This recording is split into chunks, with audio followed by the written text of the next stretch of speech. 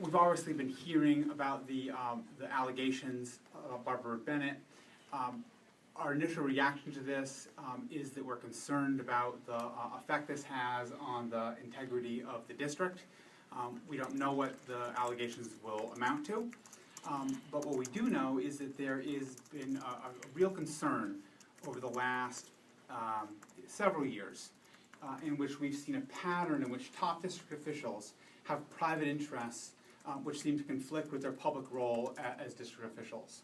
So, it's not just Byrd-Bennett in a Soups Academy being talked about. You've seen the president of the Board of Ed, David Talley, who has a relationship with the Board of Trade at the same time that he's negotiating swaps, deals, and bond rates with banks.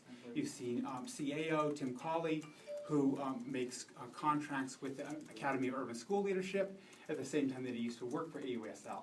You see board member Deborah Quazzo, who has a private investment firm which does hundreds of thousands of dollars worth of business with Chicago Public Schools. There's a culture of conflicts of interest that is extremely destabilizing and hurts the public's trust. In addition to that, if Byrd-Bennett does go, and I don't have any inside information about what's going on there, I'm not in a position to comment on that, but if she does in fact not wind up being the next CEO, we're looking at a situation where we'll have the 5th new CEO in 4 years.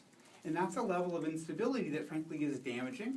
It has to be laid at the feet of this corporate culture that's come into our schools in which well-connected businessmen and women make deals between what was formerly their private business enterprise and the Board of Education.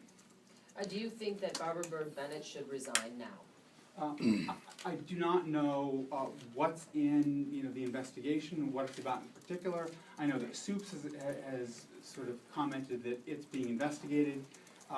So I can make a guess, but beyond that, I won't go any further. What do you think? Do you think she should? Because you talked about it yourself. The integrity of this hurts the integrity of CPS. Can she effectively continue to lead while under the federal microscope? So with that, do you think she needs to resign? I don't know what the federal government is looking at. I really don't. I know there's been some speculation in the papers that has to do with Soups.